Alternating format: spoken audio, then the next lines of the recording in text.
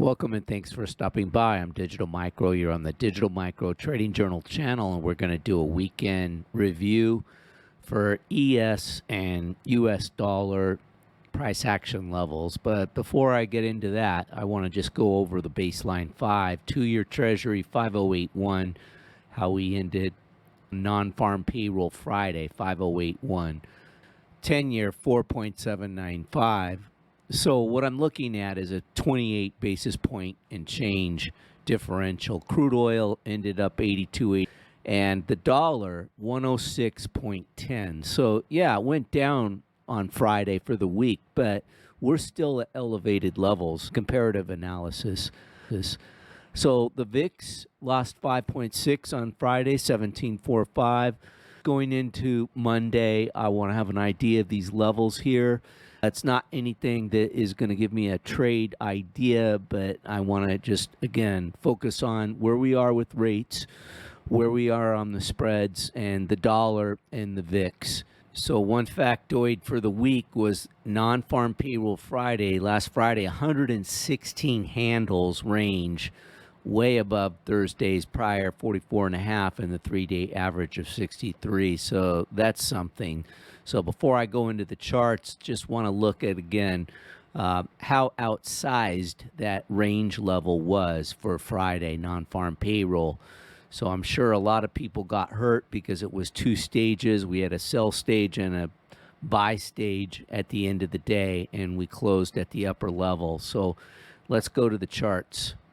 This is where I really go into on the weekend on those higher time frame charts. Weekly on the left is the E-mini, and you can see this week where we have a very long wick, candle wick, so we'll call it a discount wick that had a low here of 42.36. So I'm really concentrated on that wick consequent encroachment, which comes in about 42.88 and change as a level here. And the right side is the dollar. So what that is really showing me here is, yeah, we declined from the high of 107 and change, but we still held the level of the prior week.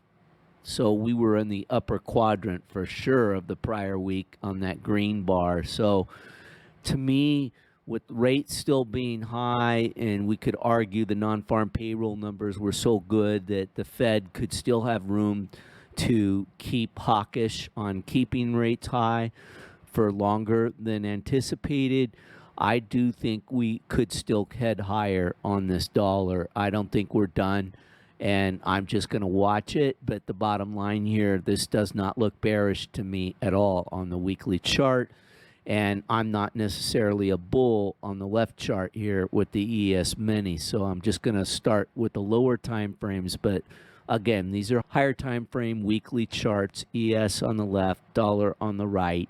And I want to have this in mind before I start any trades for the Monday session. Next chart. Okay, this is the dollar on the daily, and I wanted to just point out that 105.906, which is the prior Friday of September 29th. This is the consequent encroachment of the discount wick here. So the very middle of that wick is a imbalance level, and if we go below this, that's going to basically on a closing basis tell me something that the dollar can keep going and falling. But if we don't, on a closing basis, close below this red line, yeah, I think the bullish scenario is intact on the dollar. Next chart. Higher time frame chart on the ES Mini S&P 500. The blue line is on this daily chart here, the 9 EMA. And what I'm really focusing in on is the air gaps where price was below it. We had a big air gap, multi-day level in here at the end of September, and then beginning in October, beginning on Monday, we had air all the way to Thursday, and then Friday we go back, we close above the 9 EMA, and we reached in with this premium candle wick here on the red, 43.6975. That is the 18. We're still below it. My point is we closed that air gap. So these have been the lowest air gaps consecutively for the year. And again, I'm looking at the seasonality here. So that's just something to note on the 24-hour chart. I don't pull this one up that often. I don't trade off of it, but I do want to note at the beginning of the week where we are relative to price on the higher time frame and where that 9 EMA is on the 24-hour. Next chart. Okay, this is the ES mini, and I've got 3 intercession levels, price levels here. I want to just go through it. This is a 1-hour ES mini. So the low, after we had the London, and then we go here and we had this non-farm payroll, you see this big black candle, and we go all the way down to 42.4175. So that's the non-farm payroll low, and it did not reach the low for October 4th, which was 42.30. So then here we are, we open up on the RTH 42.65.